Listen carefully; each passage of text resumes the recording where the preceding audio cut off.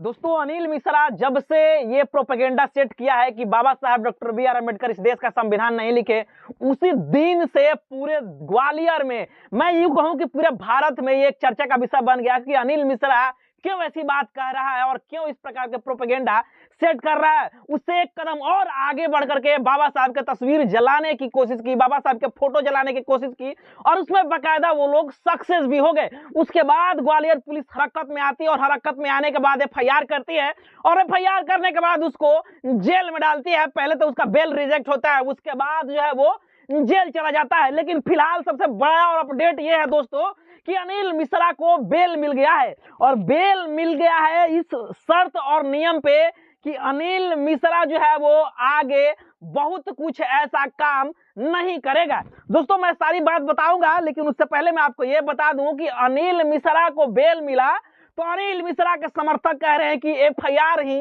रद्द हो गया है, कोर्ट एफआईआर रद्द कर दिया है। इसमें कतई दोस्तों सच्चाई नहीं है कि एफआईआर रद्द हो गया है। और दूसरी बात मैं आपको बता दूं कि जो एफआईआर रद्द हो जाता है वो जो है वो कभी जो एफआईआर लग जाता है, जो एफआईआर दर्ज हो जाता है, वो एफआईआर रद्द नहीं होता है।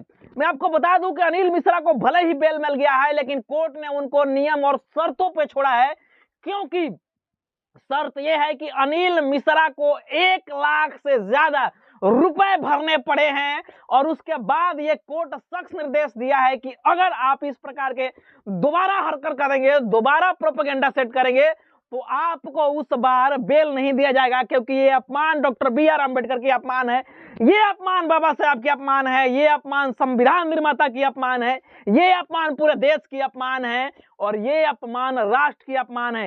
इसलिए अनिल मिश्रा को बेल दिया गया है, लेकिन बेल नियम और शर्तों पे दिया गया है, कंडीशंस लगाया गया है उसमें। और कंडीशन ये है कि उसको तो पहले 1 लाख से ज्यादा फाइन भरना पड़ा है और दूसरी बात यह कहा गया है कि अगर आप इस प्रकार के कार्य दोबारा करेंगे तो आपको कतई बेल नहीं दिया जाएगा। जी हाँ दोस्तों, आपको उसमें रहना पड़ेगा, जेल में रहना पड़ेगा अगर आप इस प्रकार के कार्य किए तो दोस्तों, चंद्रशेखर आजाद और उनकी जो आर्मी है, भीम आर्मी, और उनके जो समर्थक है वो कह रहे थे एनएसए लगाने की मांग कर रहे थे, लेकिन कोर्ट जो है वो दोस्तों एनएसए नहीं लगाया। उसके पीछे भी कारण है, उसके पीछे ये कारण है कि ग्वालियर पुलिस जिस प्रकार के जो है वो कोर्ट में अपना पक्ष रखा था, उस पक्ष में जिस प्रकार के अनिल मिश्रा कार्य किया था, उस प्रकार से ग्वालियर पुलिस अपना पक्ष नहीं रख पाई, जिसकी वजह से ग्वालियर पुलिस कमजोर पड़ गई और उसके जो वकील थे वो भारी पड़े, जिसको लेकर के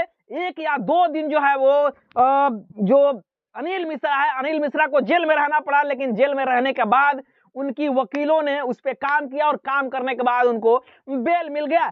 बहुत सारे अकाउंट से, चाहे वो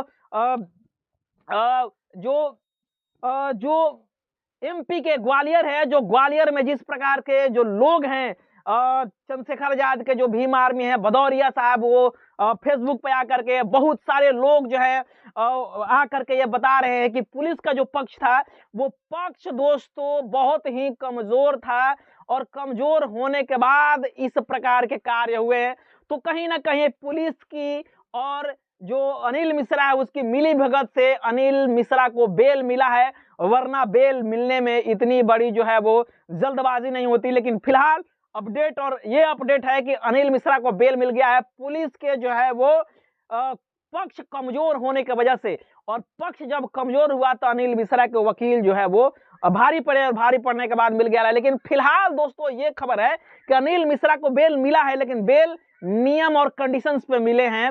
रूल और जो कंडीशन है, नियम और शर्तें हैं, उन शर्तों पर बेल मिला है और उसके बाद दोस्तों कोर्ट ने उन पर 1 लाख से ज्यादा रुपया का जुर्माना लगाया है। ये जो है वो लेटेस्ट खबर और लेटेस्ट अपडेट है अनिल मिश्रा को लेकर के।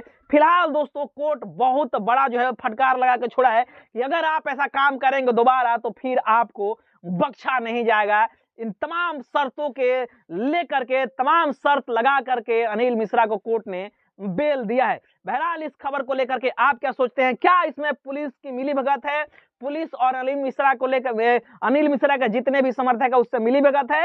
ये खबर को लेकर के आप क्या सोच रहे हैं? आप अपनी प्रतिक्रिया जरूर दीजिएगा। मिलते हैं अगले खबरों के साथ, तब तक बहुत बहुत धन्यवाद। Thank you.